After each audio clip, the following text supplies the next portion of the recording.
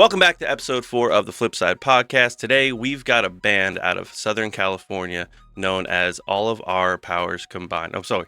All of Our Energy Combined.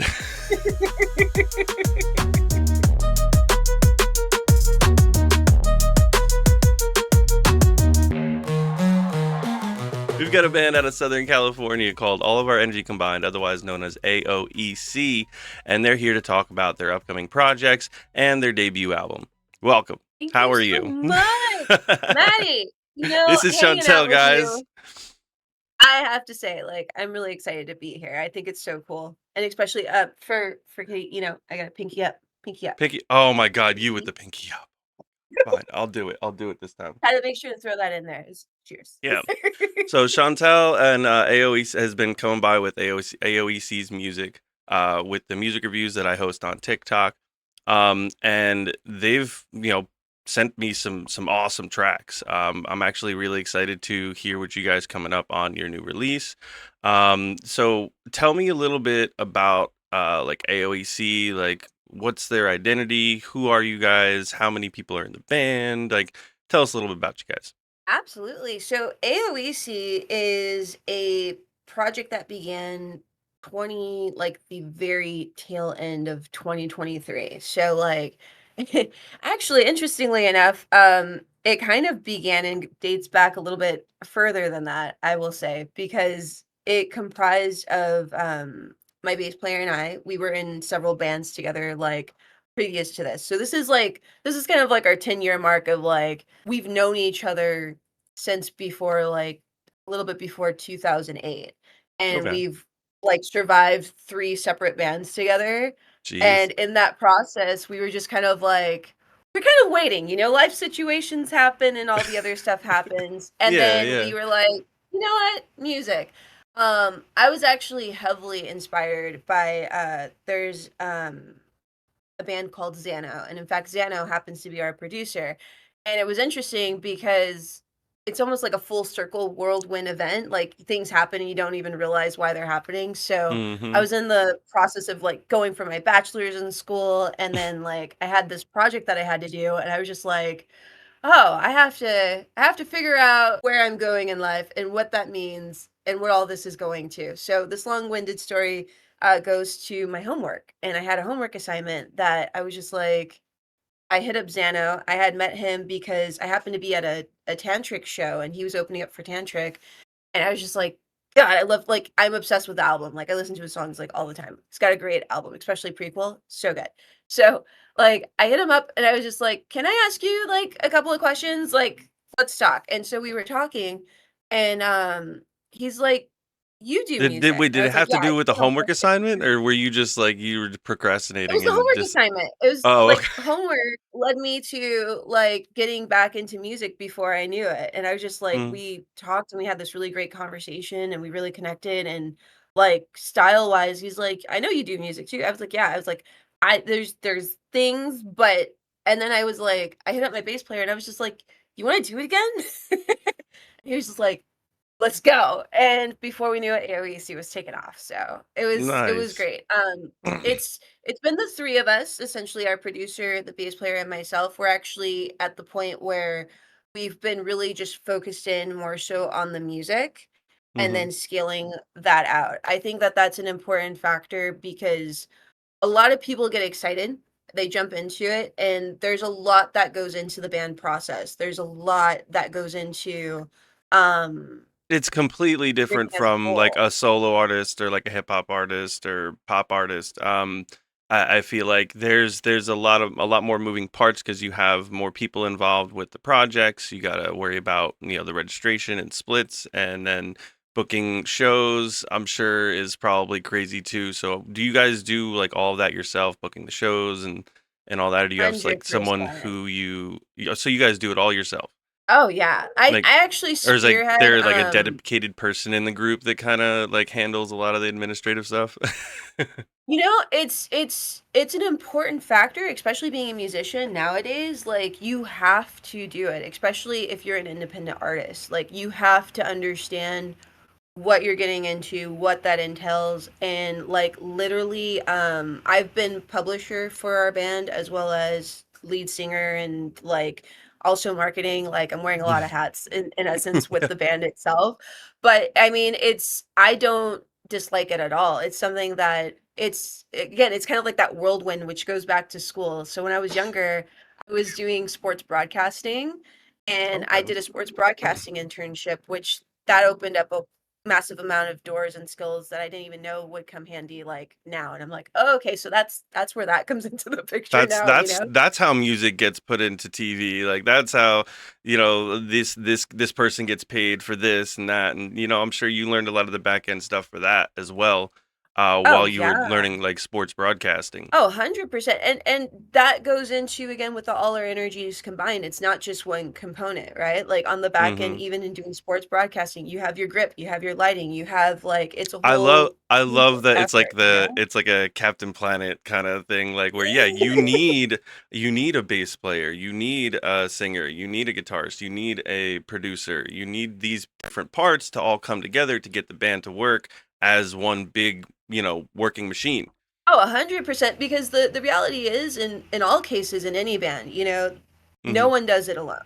They might think that they do it alone, they bring skills to it, but nobody Hmm. does it alone, No. 100%. And I think it's one of those things that's where the band title really pays homage to that, and it's really because even a band doesn't exist without an Right. audience doesn't exist without a band. Like there's some mutual exchange that happens there that I think is really um it's profound, really. It is humbling as well. It is a very humbling experience because like when it comes down to it, I am definitely one of those artists like art itself, some people will be like, "Oh, I have to hold this close to the chest, or I can't show anybody until it's perfect," and Clutch your it's like, pearls, yeah. you're not gonna get anywhere, like, let it like, if you created something, there's probably a reason in that somewhere, and, let it out, you know? You don't Yeah, know what's let the gonna world happen hear it. unless you let it happen. That's how I honestly I was nervous about like starting this podcast for like the longest time, and I'm like, I don't know, and I'm just like, you know what, I'm just gonna fucking do it. I'm gonna do it, and I recorded the first episode, and then I'm like, all right, now I need to get interviews. Fuck. And I mean, but it's It's a good like problem I to have. I thrive in like a trial by fire kind of situation, like throw me in the water, let me see if I could swim, kind of situation. So to me, this is definitely a huge like hill that I was trying to climb and get to the top of to be like, all right, I'm ready to do this. Like, You know, I um, love it though, because I mean, even to go back to how we met, which is through your reviews, like I love mhm. the community that you set up, the vibe that's there. You're really setting up a beautiful area of mentorship that gives feedback and guidance to developing artists to be able to understand areas that they might not understand because like you need those different lenses because sometimes like I might come at something and I might be looking at it from like a melody and like I vocalist do a here, little bit of right? videography and photography too. So he said different lenses. It makes that like kind of connected with me I'm for a sorry, I think second we froze there. because oh, you're fine. Are you back? You good? Okay. Uh, Yes, yes. All right, cool. So I love that you said like different lenses because I do like videography and photography too. So like there's different lenses for different situations, but they're designed for those specific situations. And you have to use those tools to your advantage when you can because if I'm shooting something that's super long range, some a lens with a short focal length is not going to help. Oh, 100%. Or if you're using like a fisheye, even though fisheyes are cool, that might not be really good if you're trying to do like a portrait or like No. aesthetically like artsy thing. You can't, Yeah. you know? That was the But other thing I was gonna ask. So I had a question on my list here that was like, where is it? Uh, oh, non-musical hobbies. So like that's what it ooh, was. So do you have any like I saw that like you were talking about the album artwork for This Is My Life. Um, so yeah. I wanna touch on that and we're gonna play This Is My Life for them here in just a minute.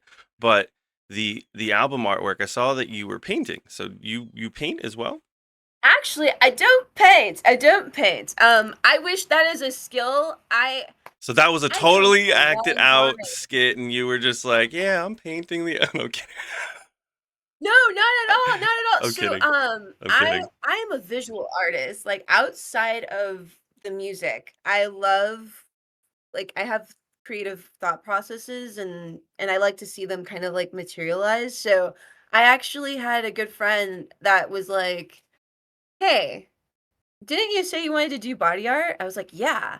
He's like, "Check out Kevin Lim."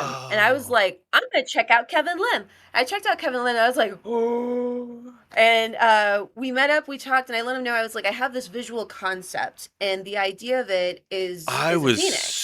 And so he was like, "Oh, confused because I thought that you were like painting it on a canvas and then yeah, never mind. It's okay, continue. yeah, no, Yes, that's this makes actually sense. a So it's live shot." What you see on the album cover, mhm. that is a live photo. That was actually on my back. That's aw well, see, I thought that that was actually a tattoo and someone was painting it on a canvas, not on your body. Like, I was like so That's I cool. was a little confused, but that's even cooler though. Oh, that process was amazing because when I told him about it, and we were talking about there's actually on my freaking him Instagram, there's the video there that like shows the whole process of him like painting it on my back and everything. Mhm. And it was really cool because at that time I just had this concept that was like haunting me in a good way. Like it was just kind of like this idea of like that death and rebirth, and the phoenix obviously is a very pivotal Yeah. mystical creature that represents that, but I think it's also that transformation process that happens when you're realizing that maybe what you grew up with or um highly opinionated situations that you might have been, spoon fed and stuff like that. Your Mhm. critical thinking skills kind of start taking in and you start to evolve to who you're becoming. So that's a big part of what This Is My Life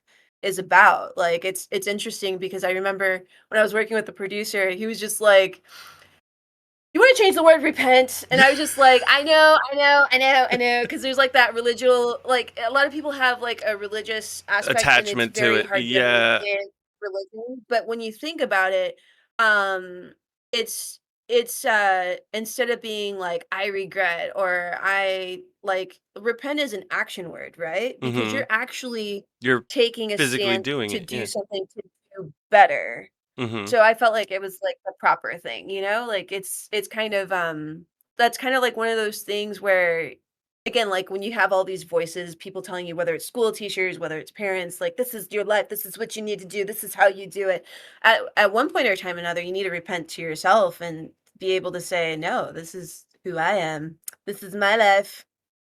Frank Yep. Sinatra it out, you know?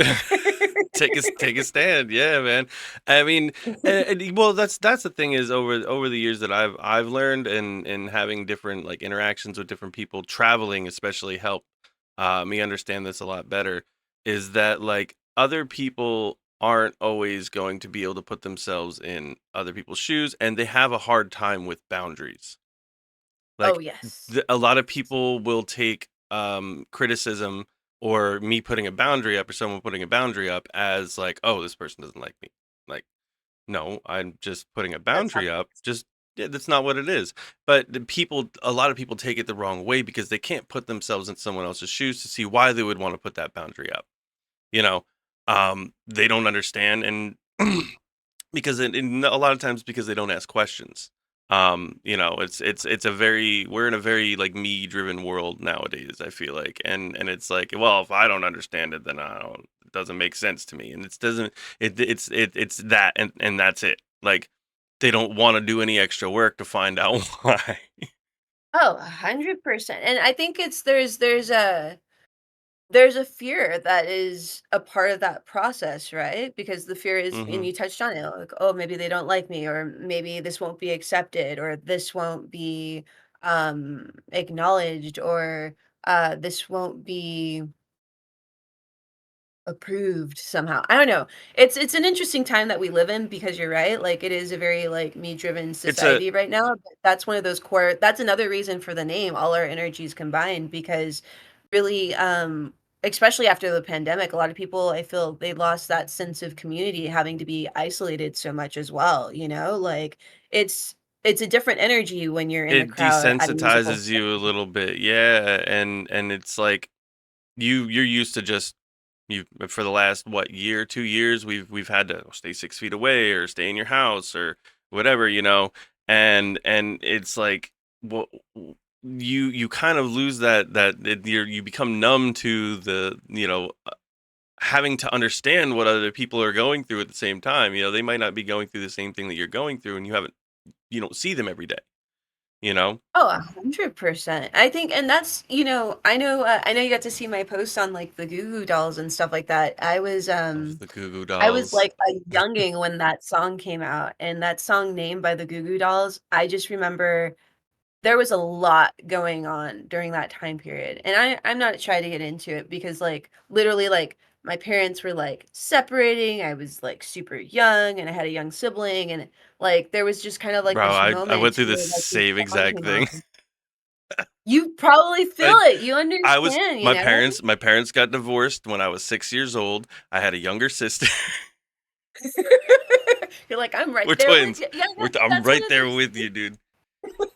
I appreciate that. Yeah, no, because Yeah. it's that was really a life changing moment to me when that song came on the radio because I was just like, that song had so many lyrics in there that I was just like, at some point in time, whether this person knows it or not, they probably they conveyed that feeling that I feel right now.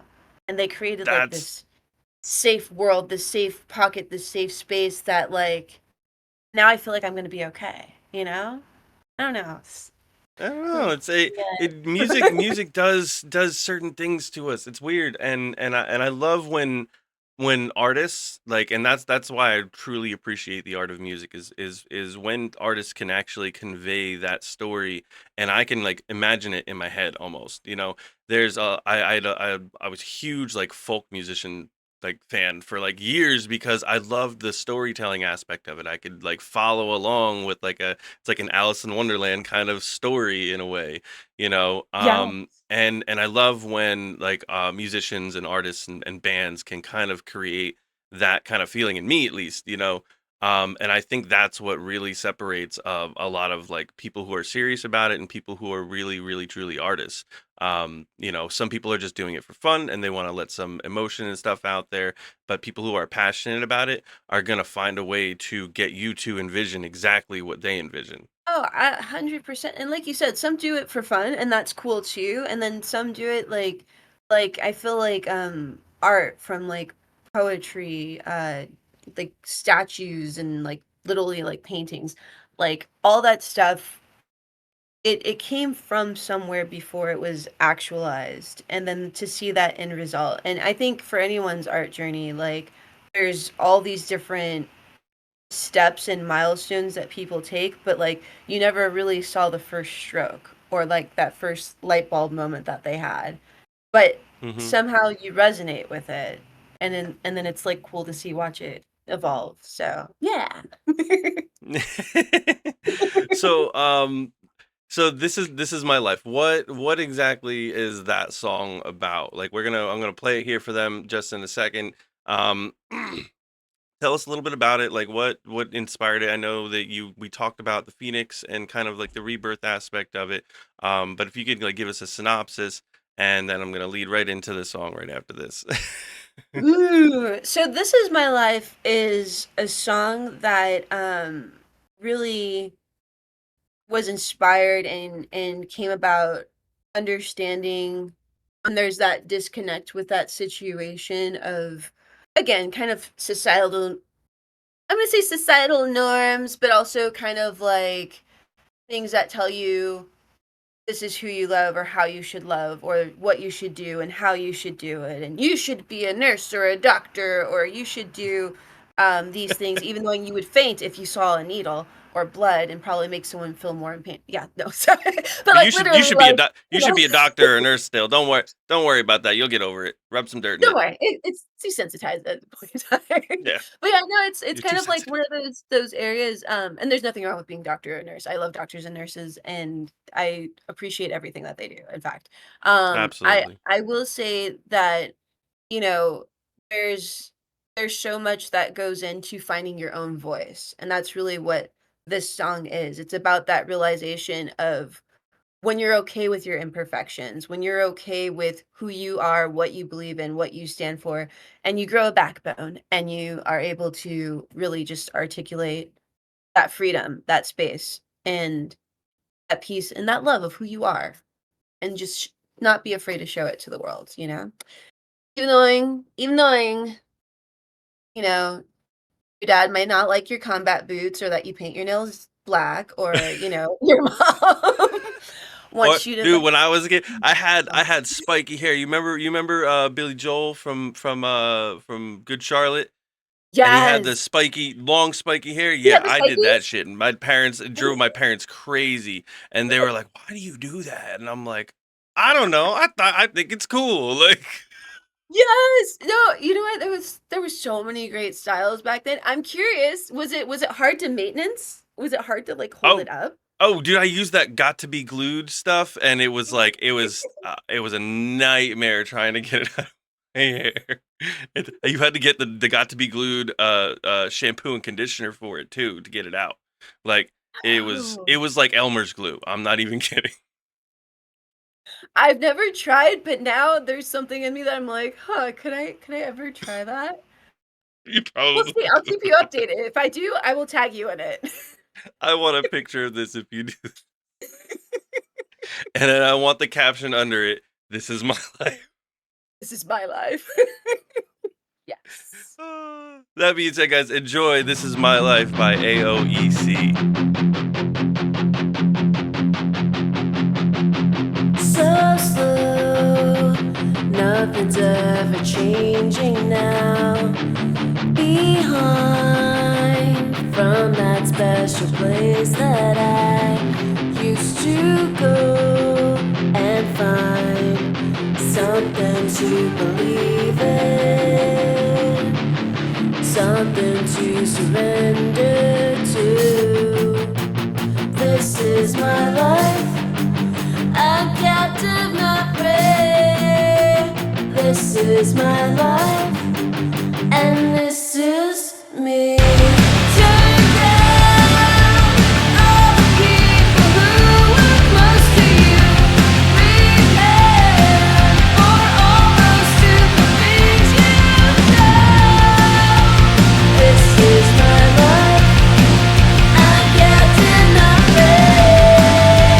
This is my life, and this is me. Count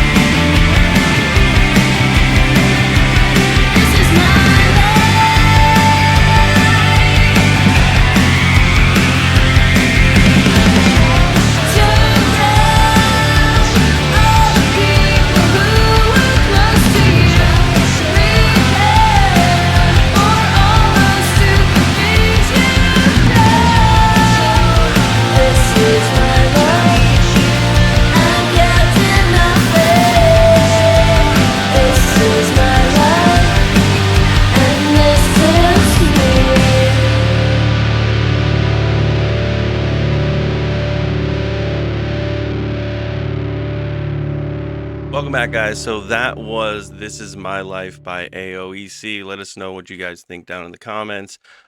So, Chantelle, you guys are currently in the studio, or you guys are working on an upcoming release. How does the new project compare to your original or like your debut works? Are you experimenting with any kind of new sounds or anything with it, or? You know, I am. I'm excited to say we have a song in the works. It's called Drive. It is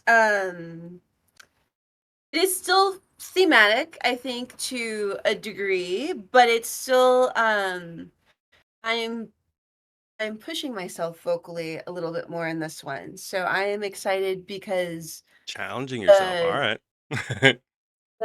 the rhythmic vocally like percussion-y sound that I'm attempting to do. I'm not sure if it's there yet, but I am working on it. I'm working. I know you got to hear a little bit of a sample, but I also am going to be incorporating a little bit more of a punk sound in this one as well. So like a little bit more not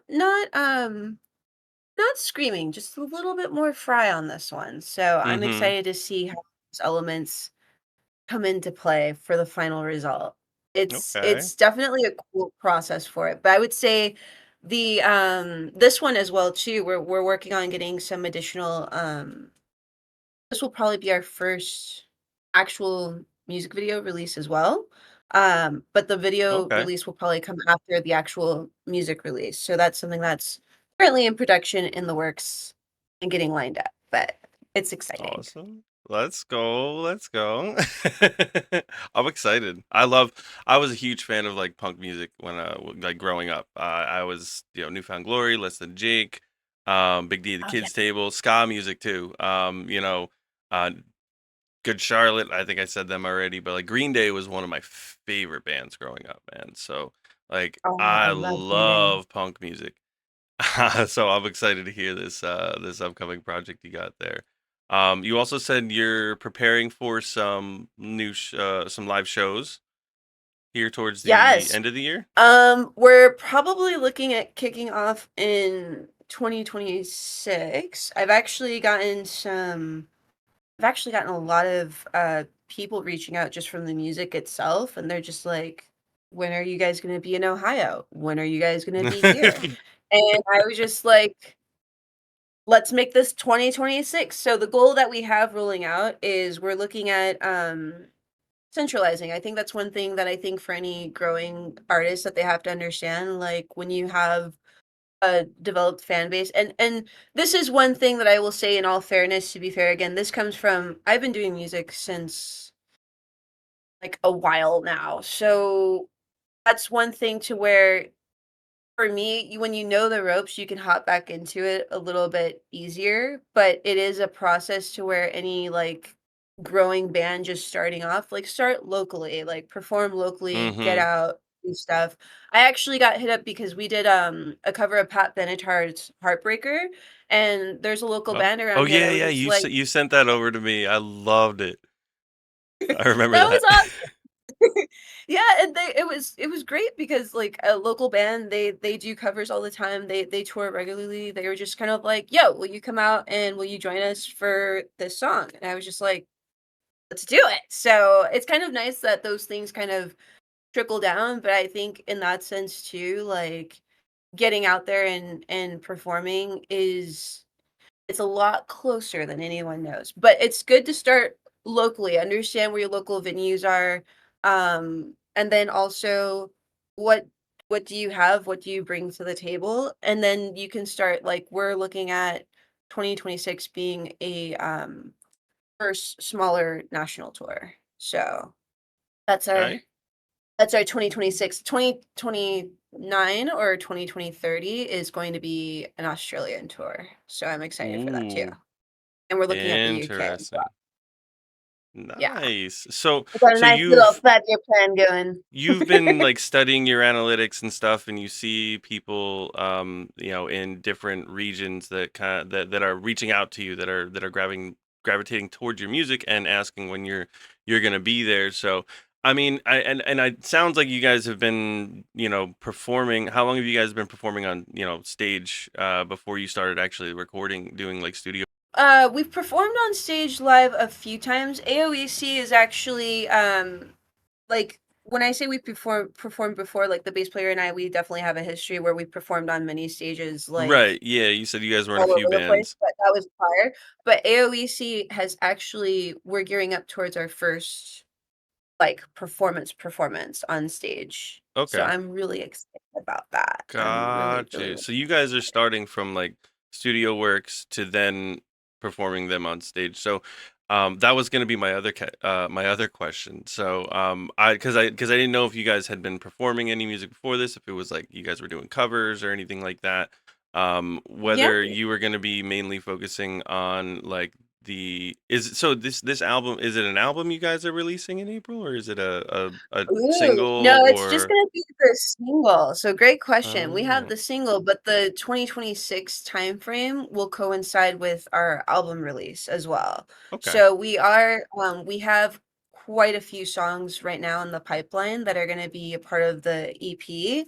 But that's one of those things too. I think people have that pressure, like, yes, you wanna stay relevant and you wanna stay current and you wanna have material, but, like, they feel like, "Oh, I need to pop out this song, I need to pop out this song, I need to pop out," and they're constantly doing it, but, like, you wanna let something breathe too and understand, like, how is it taking with your audience, and test the waters first before you understand, like, what exactly is working versus what is not working, and put something out there that you're genuinely proud of course, like, Right. those are important steps that you gotta take, but when it comes to, like, the booking and the shows and stuff, like, that stuff, like, our other bands have, like, a history, so we have venues that we have access to, and in fact, in Midwest where I grew up, there's a lot of stuff that we have access to as well, so There's those are gonna be shows tons of that will come awesome through. venues out in the Midwest there. That's so cool.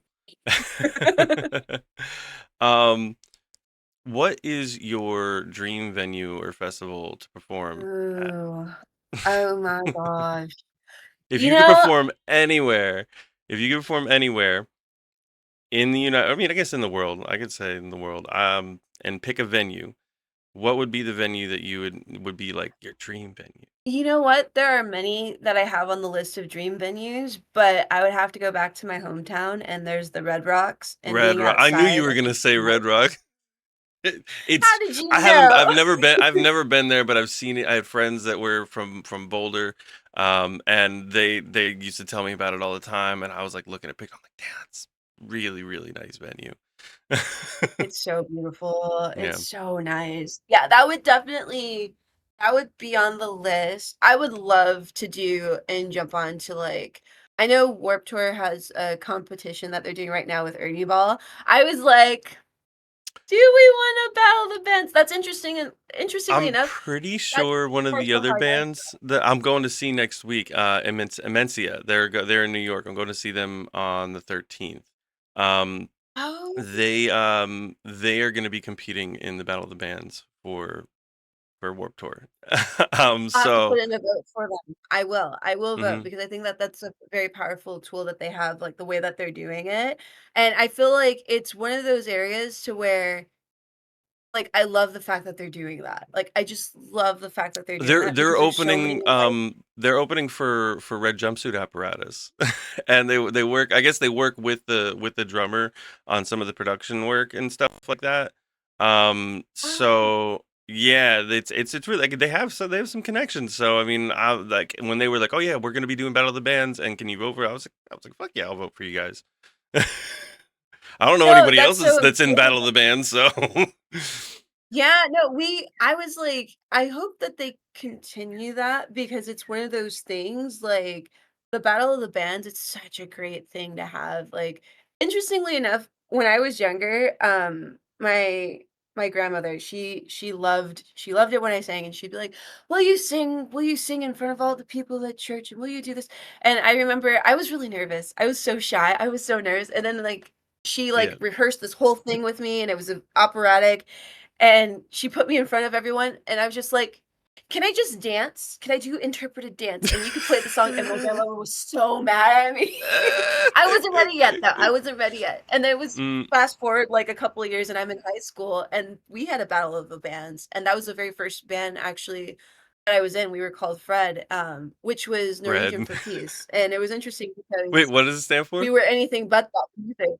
It was peace. So like it was like a Norwegian word for like peace and stuff. And I Oh, was okay, like, okay. that's cool. We were far from it though. We were like heavily influenced by OTEP, if you know who I've that heard is. So of it's like super guttural scream like you've heard of. yeah. Okay, cool. Yeah, Yeah, I've heard of them.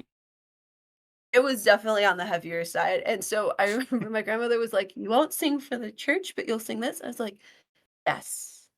Yes, I was." But it wasn't a bad thing because it was just like it was a good thing. It was a good thing. I finally like came out of my shell for lack of better words. That was a good time. Anyway, that's the thing. That I love about like music. It does bring people out of their shell to a certain degree. Like not one person that is a music fan does not sit in the car and jam out to their favorite song and sing along. Don't be Just ashamed of it. behind. Yeah, No, I mean like 100%. um Yeah, I so am that person. Like I can't tell you how many times like it took a little bit of a while, but like driving and when the song comes on and it hits just right and it's a great day, like no shame, just singing and like just and yeah. people pull up and they're like or they They look do, like, and "Are they're you jamming okay over along with there?" you. Like, are you okay over there? And I'm like, Yeah. It's the best times. I love it. So if you could soundtrack any movie or TV with your music, TV show, like with your music, what movie or TV show do you think your music would go well with? Ooh, you know what? I am not shy or unknown to the fact that our sound right now definitely has a 2000s vibe. So I would say a rom-com or even like a 2000s like uh like movie flick. That's kind of along the lines of Like a Kevin 10 Smith things I movie hate or about you something? since it was like yeah, yeah. Yeah. Something Like a something cutesy fun and light, you chasing know? Amy or Jersey Girl or something. Something along those lines. You know, it's I've actually been told and it's something that I am looking into as part of like the next wave of things like for like 2026 is like a lot of people are like you have something that has a syncable sound. Like you should really look into the sync licensing stuff. And I I'm not shy to it because I think that that's something that a lot of people don't realize as well too. Like the environment when it comes, especially for bands, it's changed so much. Like Mm-hmm. it's not just you do a show. Like no, you have to be ready. You have to come ready with that business side of it too. Like you have to have merch. You have to understand, you know, your music and a lot of artists there's a half and half on this because and I think that's why a lot of people Mm-hmm. hold it like close to the chest so much but like making money off of your music doesn't happen just from the song itself like you have to put No. it to work you There's a have to lot of moving parts that are involved with it, and in order for it to be, it's a business at the end of the day. There has to Mhm. be money coming in and money going out, and there's marketing and different parts of the whole machine that come together to allow you to have that vehicle to put your music out there as a career. Oh, 100%. And it's, it's been really inspiring because I'll never forget, and it's again, it's kind of like that cadence of like what happened and at what point did AOEC start. I happened to be in Chicago and I went to a show for a band called A Virtue. It was like they were the headliners that night. And Hmm. oh man, that show was in Lansing, Michigan, in the middle of nowhere. Like there's not a whole lot in Lansing, Michigan, but if you're in Lansing, Michigan, go to Gray Wall because it's a great venue. I would put that venue on my lot of venues to play at because it was a great venue. And the Okay. crowd was just amazing that night. But I saw both a Virtue and a band called Archers that night. And like that was something that was just a magical evening, like, the way that the interaction was with the crowd, with the being able to see that, these growing bands, and they're on the metalcore side of things. They literally have grown so much to the point that they're outside of just their local bubble, and now they've got their national bubbles that they've done and their European tours that they've done. And there's a lot to be said for a lot of things that they've done right, and when I looked at it, it was just kind of like a spark of like, not only did I feel like, wow, I am amongst my peers right now, but it was just kind of like that itch. It was just kind of like that creative itch was there. It was just like, it's time to when do it you're again. when you're around like the creative people, like it's almost infectious. I had a very similar experience with one of the artists that I work very close with, Mike. He moved out to California so that we can start working closely together, because he had me editing videos for him. Like, we were just emailing files back Oh, and forth cool. and trying to work over video chat and stuff like that. And then he came out for a visit. He was driving across the country with a friend of his. He came out for a visit, and when he came out for like 2 weeks, we were just sitting there making content.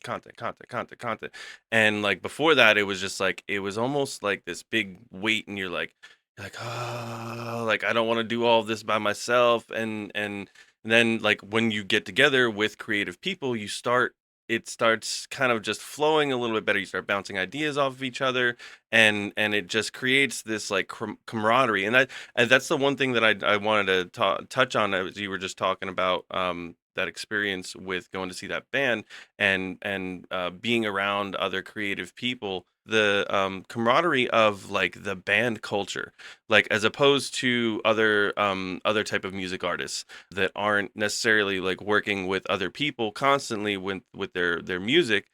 I feel like with band culture, it's much more about camaraderie. Like when you guys do Battle of the Bands and you go do shows together, it's not like you're competing on stage or you're competing with each other. It's like, oh, I'm gonna help you come up, like, I'll come open for this show for me, or let me headline your show, or let me open up for your show. And it's not like a competition, whereas with like hip hop artists, a lot of the time, I feel like it is more of a competition. They're like, oh, well, I think that why is he goes with getting the some, environment you though, know? right? Because it's like a competition. It's like you got beef, and then we can write about our Yeah. beef, and we're gonna beef. It'd be, A lot of oh beef well, going. yeah. And that's part of hip hop culture too, is like the rap battle beefing culture. But like, I feel like it should be more collaborative and more about the camaraderie, and like and really kind of like leaning on the people that do have experience in the industry, and have taken the time to learn that stuff, and not feel like you have to compete with somebody else who just put out an album and got 500,000 plays on it, and like, don't feel bad. Like, be like, yeah, like, root him on, dude. Like, yeah, root him on. Maybe he'll invite you to come open up for one of his shows. And I would You hope know, that something like that would happen, but it doesn't happen a lot of the times in other parts of the music industry, in other genres, I would say. I'm gonna call this we'll call this the pretty girl syndrome, right? Because I think that happens a little bit on there, like where people get It's like a beauty oh, pageant. this Yeah, person like, has this, or they look like that, and it's like I'm going to judge or like not be happy because they got the gold award in sports or whatever, and it's like no, like really, yeah, and it should be competitive to a certain degree, but like, yeah, yeah, continue. Yeah, sorry. no, Yeah, like, no, I don't, yeah, I don't know what else to say. It should be competitive, yes, but don't be a bad sport about it. It's on that note of competition, it's something that I feel like I learned really earlier on. I was in sports when I was younger, and I did like swim team stuff. And in the swim team, I had the best coach. Oh my god, I had the best coaches, I will say. I did. And when you jump into the pool, you're in individual lanes, but your individual lane is doing it for the greater good of your team. And when you're doing relays, every person is contributing to that success of the team itself. So what I learned earlier on is I feel like, and I wish more people adopted Mentality. this insight that I've gained is really like you're only in competition with yourself. Can you beat your own personal best? And that doesn't mean you have to tear someone else down. That doesn't mean that you have to, sabotage someone else's experience, because at the end of the day, when you win, I win. We all win together. If it just creates a higher vibration in terms of the experience, but it also um it's to go without words that, and I think there is some of that in the hip hop community a little bit too, where people can recognize, but I mean, some people are like, hey, stay in your lane. Like, you do Yeah. vocals and I harmonize and I will rap, and that is it. But we're not gonna bring this other person, like, They almost, I don't know, yeah. when you share. I think it's with bands though, there's a little bit more of a different social aspect. There is way more people that you carry, there's way more personalities that you get into as well. That Hmm. can go a whole bunch of different ways. There's many different variables in terms of the experience of that. But that being said, there's actually someone that I was in a band with previously as well, and Better Off Without Me was co-written with this person. And that's the only song on what we've released so far that's a co-written song. And I'll never forget, like, you know, in talking and going in splits and all the other stuff, sometimes it can be difficult for people to understand, like, what those contributions are or what they're giving or how they're putting things in. Or they get like mine personality. And it's like, Yeah.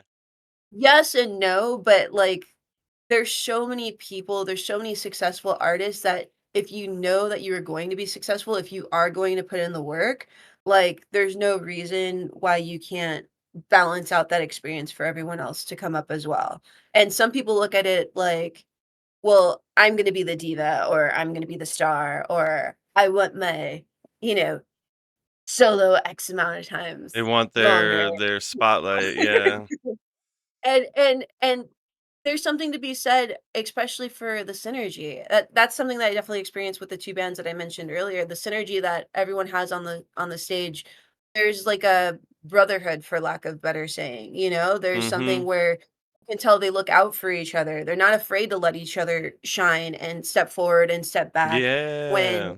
it's that person's time, and it's it's in the music world. I think it's in the music world more so than many other creative worlds that it is possible, but it is definitely something that it takes time. And that's why it's important too. Like when we started AOEC, starting with our producer, myself, and then the bass player as well, like it was interesting because it was something that you do have to protect your art if you have a vision, but you Hmm. also have to be able to understand that in the process of creation, feedback is valid. You may not agree with the feedback, but the feedback is Hmm. still valid because you did something or performed something in a certain way that gave someone an experience. And whether you knew it or not, if your intention was one thing and they said, wow, that made me really sad. And you're like, no, it's supposed to be happy. It's not a bummer. That, like, maybe that feedback, you should listen to it. I don't know. I just think but again, fighting for your I personal mean, best, I think is the biggest thing. yeah, yeah, absolutely. I mean, the yes, the feedback is valid. It's validated. Whether you validate it or not, someone else is probably going to agree at some point, and you might hear it again from someone else. Don't feel bad about it, and it's completely subjective. It is subjective to them. That is the way that they hear it, and that's the way that they absorbed it and they received it.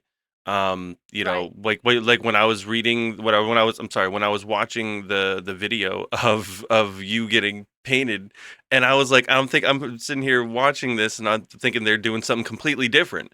And it was because I didn't understand. I wasn't in your head thinking the same thing, being like, oh, this is what I envisioned for this video. I'm absorbing it for the first time, and that's how I received it. Um, because I wasn't I mean, I watched it like once or twice. I didn't sit there and watch it over and over again to really fully comprehend it, but it's subjective because I didn't know anything about this before I started watching it, before I listened to it. So it is valid. I'm the one validating it, you know? Oh, So, um, 100%. And you should definitely that take visual it into project too. consideration, you know? But there are songs out there that people have completely misunderstood the story behind. Like there's songs about this about like some dude killing his wife or something like that, and you're sitting there singing along because it's happy. Like you're like, oh, oh. This is a dark that song. happens, but it's Meanwhile, everybody's out there. Well, yeah, you know, a perfect example of that is Pumped Up Kicks by Foster the People. A lot of people are like, ooh, this is such a great jam, not really knowing, like, they're talking about someone getting ready to shoot up the place in their Pumped Up Kicks. Better run, better run, outrun my gun. And then everyone's like, oh, the other kids, but no one, like, it's like, we are selective sometimes in what we see, what we hear. It's okay. Yeah, and it's okay. I mean, that's part of human nature too, you know. But yeah, man, this is I've been a great conversation. I absolutely love that you took the time to sit down and talk with me, Chantelle. Is there any like message or feeling you want the listeners to take away, especially with your upcoming releases and your shows next year? Anything you want to let them know? First and foremost, want to say thank you, Matty, for creating this space and this time to be able to speak and to really indulge a little bit more about the art, about the process. It's a journey, it's a musical journey, and that's something that we'll be documenting along the way for anyone who's interested on our TikTok and our Instagram. We are definitely in a growing space with regular growing pains as any band would have, but at the same time, again, I really appreciate you and what you do as a service, I feel, to the music community itself, bringing a space where people can be heard, be recognized, and then also be able to grow right along with you. So thank you so much for that. And I think for AOEC, still more to come. We're just getting started. So I leave you with that. Well, I appreciate you, Chantelle. Thank you so much for joining us here on the flip side. I will put all of their socials down or on the next page. I'll put all the socials on the next page here at the end here for you guys, so you guys can go follow them and stay updated on their upcoming tour in 2026 and their upcoming releases here at the end of 2025. Until next time, guys, I'll catch you guys on the flip side.